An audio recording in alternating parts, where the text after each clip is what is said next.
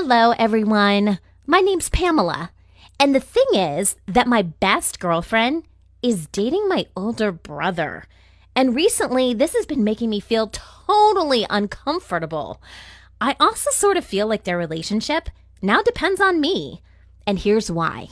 I've known that the two closest people to me have loved each other for about a year now.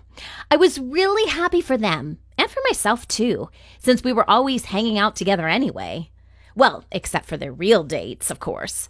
Jess and I are definitely soulmates, and it's pretty often that we imagine together how amazing it will be to become a family if she and Alan were to get married. On top of that, Jessica and I are classmates, so we practically spend all of our time together. I'm pretty good at math, and Jess is sort of a literature nerd. That's why we usually help each other to get good grades in all of our subjects. Once, as usual, we had agreed to do some prep work for our math test and a literature essay that was due soon. This was right around the same time that Alan was going to participate in a canoeing competition. He is quite the athlete. So Jess and I were supposed to have a girls' week during that time. At first, our preparations went as they normally would, except one really annoying thing.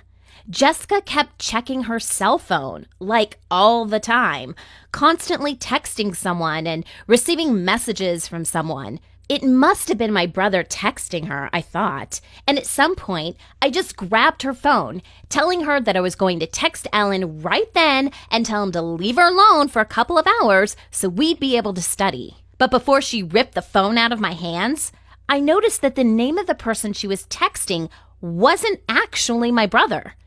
I totally knew that Alan wasn't saved on her phone as Bay, since I've seen her phone book plenty of times. Jess probably knew exactly what I was thinking, just by the look on my face. She tried to explain that she renamed Alan in her phone for some reason, but she also looked pretty nervous, which made me start to think that she was acting really suspiciously. But come on, I thought. She wouldn't do that to my brother. So I decided that it must have been nothing, while Jess continued to act really strange. The next day at school, I noticed that Jess had somehow closed herself off from me. She wasn't chatty like she was before. She still seemed a little bit nervous, and she was keeping her distance. Of course, I asked her what that was all about, but nothing special seemed to be the only answer I could get. She explained that her mom was overloading her with some housework, and that this might prevent us from our plans to study together. She said she didn't know how to tell me this, and it was the thing that was torturing her, actually, and she'd be all right in a couple of days when the work was over. It was Wednesday, and we only had 2 days left before we had to take our test and finish our essay when things got even worse. It was right before lunch when Jess told me that she wasn't feeling well enough to stay at school for the rest of the day, and that's why she was going home to get some rest. I was worried about her, but I couldn't skip the next class, so I promised to visit her after school instead and bring some homework and something tasty to cheer her up. Jess said she was okay with it and left to go home, and I went to the cafeteria. Surprisingly enough, it turned out that the class I usually had after lunch was canceled. It meant that I could be free to go to Jess's place. I was really excited that I was going to surprise my friend and show up early.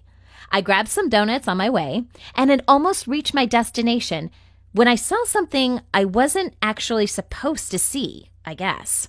It was Jess, sitting in a red Camaro that I had never seen before next to her house with a guy I also never seen before.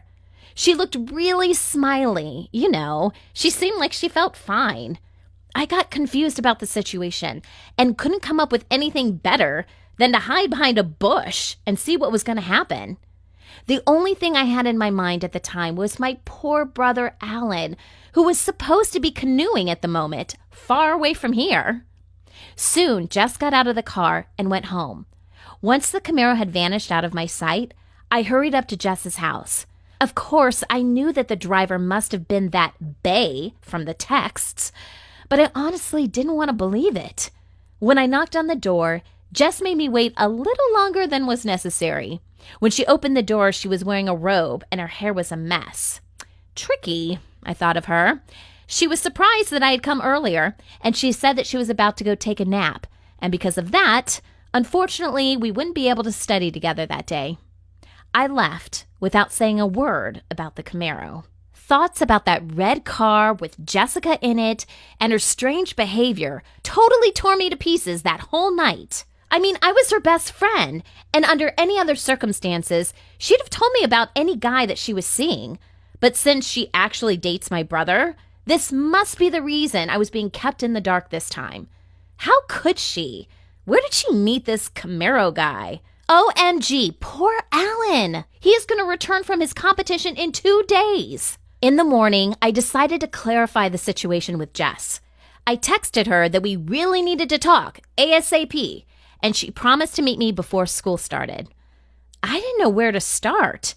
She was all at once my old friend and a stranger now. I told her that I'd seen her in the Camaro with a single burst. I was hoping somewhere deep inside me that she'd say it was nothing and that she didn't cheat on my brother, but that never happened. At first, Jessica tried to accuse me of spying on her. At first, that this was a bad idea, and she started talking. She said that she'd been seeing that guy for almost a month, and they, had nothing special, and that she still loves Alan, and so on. In the end, she begged me not to tell my brother about anything because she was totally going to dump the other guy. You know, it should have been none of my business, but these relationships just happened to get me involved. I don't know what to do. Alan has already returned. Jessica acts like nothing has changed, and I'm the only one who seems to be worried about what happened at all. I am really angry at Jess, but I can't really show this to Alan. Otherwise, he might guess that something's wrong between us. And I'm so tired of this.